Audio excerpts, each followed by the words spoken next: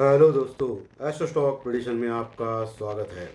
नक्षत्र ज्योतिष, कृष्ण ज्योतिष, अष्टक वर्ग, न्यूमरोलॉजी, इन सभी शास्त्रों का यूज करके आने वाले दिन का प्रेडिक्शन मैं बोलने जा रहा हूँ। आने वाला दिन 21 जुलाई 2026 यानी मंगलवार का दिन। ओम श्री गणेशाय नमः। चैनल के डिस्क्रिप्शन बॉक्स में बिलो द टाइटल डिस्क्लेमर रखा है, कृपया पढ़िए नहीं। एज पर डिस्क्लेमर, ये एजुकेशनल प्रोग्राम है। इसके तहत जो भी मैं बोल रहा हूँ ये मेरी पर्सनल राय है, मेरी खुद की राय है। आपके प्रॉफिट या लॉस, लाभ या हानि के लिए मैं और मेरा चैनल जिम्मेदार नहीं रहेंगे, रिस्पॉन्सिबल नहीं रहेंगे। ये प्लीज़ नोट करके मेरा एस्ट्रो स्टॉक प्रेडिक्शन चैनल केवल और केवल सिर्फ और सिर्फ यूट्यूब पे ही अवेलेबल है, बाकी कहीं भी नहीं। ये भी नोट करके और किसी भी इन्वेस्टमेंट या ट्रेडिंग के पहले शेयर मार्केट में आप किसी अच्छे फाइनेंशियल एडवाइजर से कंसल्ट कर सकते हो, एडवाइस ले सकते हो, ताकि आपको लॉस ना हो। चलिए दोस्तों, शुरू करेंगे। तो दोस्तों, आज के दिन का प्रेडिक्शन 100% सही आ गया। मैंने आपको आज के दिन के लिए बोला था कि पहले हाफ में निगेटिव मार्केट रह सकता है और सेकेंड हाफ में मार्केट में रिकवरी आ सकती है, नीचे से मार्केट बाउंस बैक हो सकता है। और मैंने दो एस्ट्रोलॉजिकल टाइम दिए थे, एक सुबह का और दोपहर का। सुबह का जो एस्ट्रोलॉजिकल टाइम है उसके बाद मार्केट ने नेगेटिव चालू किया, और दोपहर का जो एस्ट्रोलॉजिकल टाइम था उसके बाद मार्केट रिकवर चालू हो गया। निफ्टी ने लगभग 24,135 के आसपास का लो लगाया, 24,135 के आसपास का, और वहाँ से निफ्टी में ज़बरदस्त बाउंस बैक मिला और निफ्टी वहाँ से लगभग 100 पॉइंट की तेजी की। निफ्टी ने 24,135 के आसपास का लो लगा के वहाँ से लगभग 100 पॉइंट यानी 100 पॉइंट की निफ्टी में तेजी हो गई और निफ्टी क्लोज हो गया आखिर में 24,240 के आसपास, 24,240 के आसपास, यानी नीचे से 100 पॉइंट की शानदार रिकवरी। और इसलिए मैंने आपको बोला कि आज का प्रेडिक्शन बिल्कुल सही आ गया। लेकिन ओवरऑल निफ्टी नेगेटिव क्लोज हो गया, 95 पॉइंट यानी 95 पॉइंट माइनस में क्लोज हो गया निफ्टी।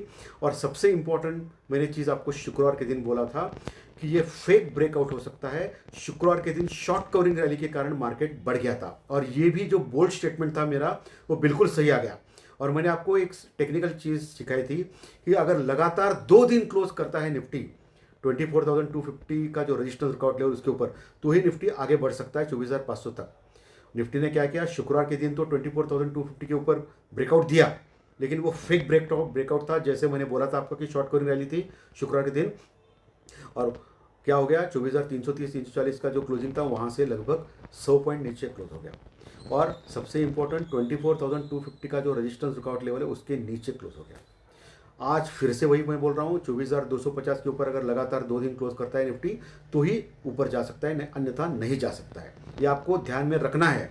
और मैंने ये क्लियर कट बोला था कि मार्केट में बैंक निफ्टी में भी 58,500 के ऊपर लगातार अगर 2 दिन क्लोज किया तो हम लोग 59,000 60,000 की बातें कर सकते हैं।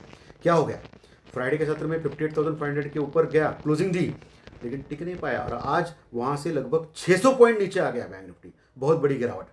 और बैंक निफ्टी में जो गिरावट हो गई वो एचडीएफसी बैंक और कोटक महिंद्रा बैंक जैसे हेवी वेट्स के कारण हो गई। उनका वेटेज ज़्यादा था निफ्टी में और बैंक निफ्टी में, इसलिए ज़बरदस्त गिरावट हो गई बैंक निफ्टी में 600 पॉइंट के आसपास की लगभग।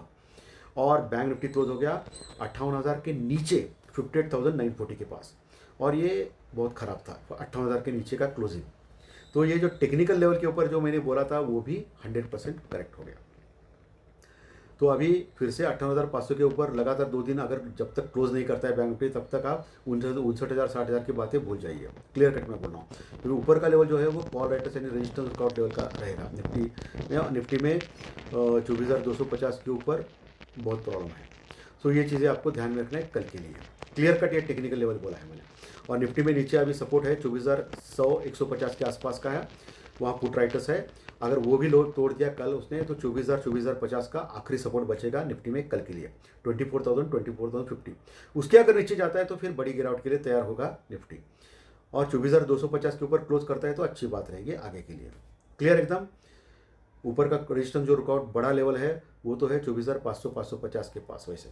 ठीक है, ये आपको ध्यान में रखना है। और शुक्रवार का जो क्लोजिंग है 24,330 यानी 350 के आसपास का, वो एक रेजिस्टेंस रिकॉर्ड लेवल कल फेस कर सकता है निफ्टी अगर ऊपर गया तो। क्लियर एकदम।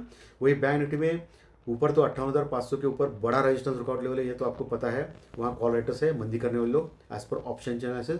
और नीचे जो है वो अभी 58,000 का लेवल एक बड़ा रेजिस्टेंस रिकॉर्ड लेवल रहेगा, 58,200 का। उसके नीचे 57,500 57,000 पॉइंट एक सपोर्ट रहेगा बैंक निफ्टी में कल के लिए। क्लियर एकदम। ये लेवल सपोर्ट रेजिस्टेंस मैंने क्लियर कर बोला है। आज एफआई ने लगभग 1100 करोड़ का माल कैश में सेल किया।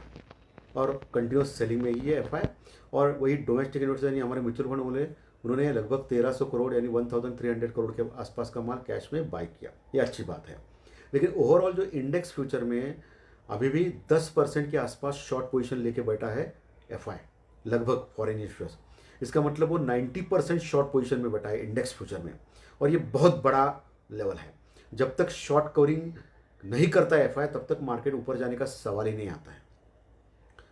एफ आई के ऊपर मार्केट में, एफ आई के ऊपर ही डिपेंड है हमारा मार्केट, फॉरेन इन्वेस्टर्स के फ्लो के ऊपर। डी आई कितना भी जोर लगाए लेकिन ऑल टाइम हाई नहीं लगेगा जब तक ये एफ आई न्यूट्रल नहीं रहेगा या सेलिंग बंद नहीं करेगा या बाइंग नहीं करेगा, तब तक ये आपको ये चीज़ आपको ध्यान में रखना है। लेकिन आज एक अजीब चीज़ हो गई, मार्केट तो गिर रहा था, इसका मतलब इंडिया भी जो है डर का इंडेक्स वो बढ़ना चाहिए, लेकिन वो गिर गया 1-1.5%, और ये एक अच्छी बात है तेजी के लिए मार्केट में।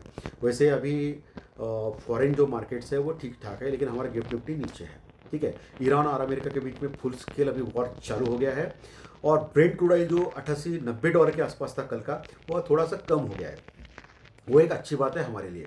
अभी ब्रेंट क्रूड ऑयल लगभग 86 to 87 डॉलर के आसपास है, और ये अच्छी बात है, थोड़ा कम हो गया, 90 के ऊपर नहीं गया, ये अच्छी बात है। अगर 92 क्रॉस किया ब्रेंट ने, तो 98-100 के ऊपर जा सकता है ब्रेंट क्रूड ऑयल, ये आपको ध्यान में रखना है, ऊपर का लेवल। और नीचे जो 82 के नीचे अगर जाता है तो 78-72 तक जा सकता है। ये ऐसे ही मैंने जितनी मेरी नॉलेज है उसके ऊपर बोला है, ऐसा ही होगा, ऐसी कोई गारंटी नहीं है, ठीक है। और वही गोल्ड वही है 1,40,000 के आसपास है, ओके। 24 कैरेट वाला गोल्ड जब तक ये 1,30,000 के नीचे नहीं जाता है तब तक बड़ी गिरावट नहीं होगी, और ऊपर जो है मैंने बोला 1,68,000 के ऊपर गया तो बड़ी तेजी गोल्ड में आ सकती है। बाकी पुट कॉल रेशो आज जो ओवरबॉट था, शुक्रवार के सत्र में मैंने बोला था आपको कि पुट कॉल रेशो ओवरबॉट है निफ्टी का, यानी बढ़ गया है, बहुत ज़्यादा बढ़ गया है, तो ये करेक्शन आ सकता है। तो आज करेक्शन आ गया और पुट कॉल रेशो फिर से 1 के नीचे आ गया है, तो ये अच्छी बात है। तो बैलेंस है मार्केट, ये आप बोल सकते हो। डॉलर इंडेक्स जो है वो बढ़ गया है, यानी डॉलर बढ़ गया है, अमेरिकन डॉलर, और इंडियन रुपीस कमज़ोर हो गया। ये एक निगेटिव चीज़ है हमारे मार्केट के लिए, लेकिन ज़्यादा कुछ नहीं, 15-16 पैसे निगेटिव है अभी इंडियन रुपीस। सो वही 96 के ऊपर है, और 97 के आसपास का ऑल टाइम लो है। सो इंडियन रुपीस स्ट्रॉन्ग नहीं हो रहा है, ये खराब बात है हमारे मार्केट के लिए, ठीक है। ये इंडिकेटर्स होते हैं जो मैं बार बार समझाता हूँ आपको, लेवल, सपोर्ट, रेजिस्टेंस जो भी है सब कुछ। और मेरा मानना है कि technical level plus astrological prediction plus astrological time, अगर ये आपने तीनों मैच किए तो बहुत अच्छे रिजल्ट्स आते हैं।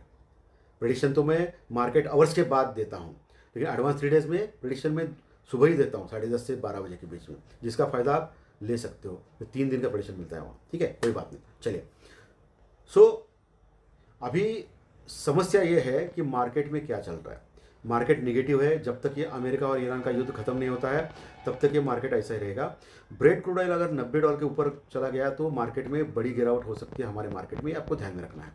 बाकी 1000 पॉइंट ऑल टाइम हाई से लो है डाउ जोन्स यानी अमेरिकन मार्केट, ओके, क्योंकि वहाँ एआई का जो ये है, एआई के स्टॉक जो है आईटी के, वो गिर रहे हैं। तो आज उसके उस सेशन के ऊपर आपको नज़र रखनी है अमेरिकन मार्केट में क्या होता है, तो उसका इम्पैक्ट जो है कल हमारे मार्केट पे होगा।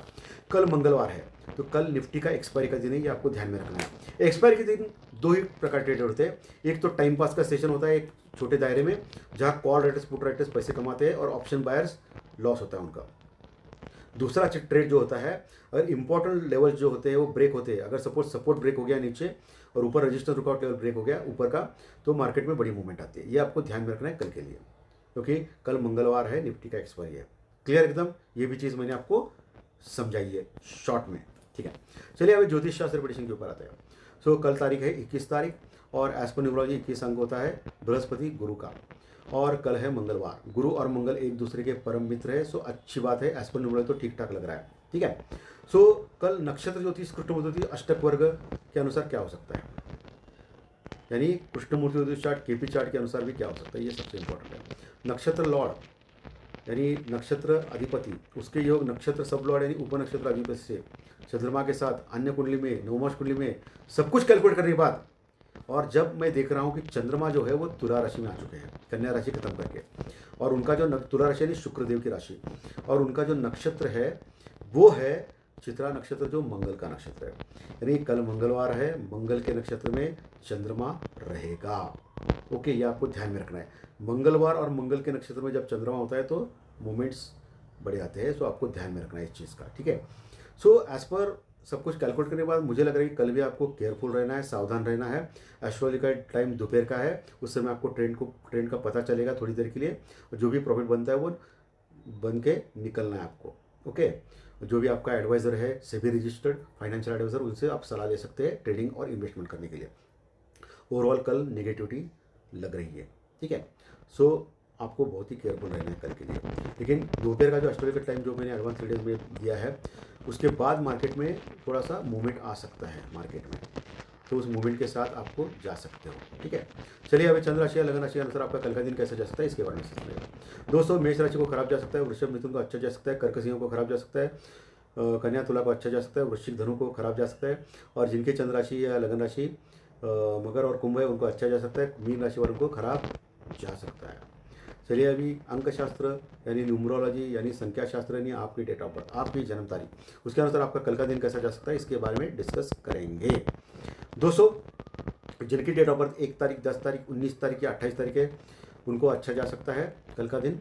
2, 11, 20, 29 डेट वालों को भी अच्छा जा सकता है। 3, 12, 21, 30 डेट वालों को भी अच्छा जा सकता है। 4, 13, 22, 31 जिनकी डेट ऑफ बर्थ है उनको खराब जा सकता है। जिनकी डेट ऑफ बर्थ 5 तारीख, 14 तारीख या 23 तारीख है उनको भी खराब जा सकता है। 6, 15, 24 डेट वालों को भी खराब जा सकता है। 7, 16, 25 डेट वालों को मिक्स जा सकता है। 8, 17, 26 डेट वालों को भी मिक्स जा सकता है। और जिनकी डेट ऑफ बर्थ 9 तारीख, 18 तारीख या 27 तारीख उनको अच्छा जा सकता है। अच्छे रिजल्ट के लिए चंद्र राशि के रिजल्ट और डेट ऑफ बर्थ के रिजल्ट एक साथ लेके आइए। दोनों अच्छे तो अच्छा, दोनों खराब तो खराब, एक अच्छा है खराब तो मिक्स जा सकता है, जाने वाला है। ऐसी कोई भी गारंटी इस चैनल के ऊपर मैं नहीं दे रहा हूं, क्योंकि हमेशा कोई भी शास्त्र हो, एस्ट्रोलॉजिकल प्रेडिक्शन हो, ज्योतिष शास्त्र हो या टेक्निकल डाटा हो, ये हमेशा 100% सही नहीं आ सकते हैं। अगर कोई बड़ी न्यूज आ गई तो सभी लेवल ध्वस्त हो जाते हैं। सो प्रोबेबिलिटी होती है ये। सो आंख बंद करके जुआबाजी सट्टेबाजी करके सिर्फ कॉल लेना, सिर्फ पुट लेना प्रेडिक्शन के ऊपर, ये मत कीजिए, लॉस हो सकता है। तो अपना पैसा इंपॉर्टेंट है, proper stop loss, proper hedging, कम से कम लॉट में काम करना आपको अनिवार्य है इस मार्केट में। ये तो बहुत बड़ा लॉस हो सकता है मार्केट में, ओके। ये चीज़ आपको ध्यान में रखना है।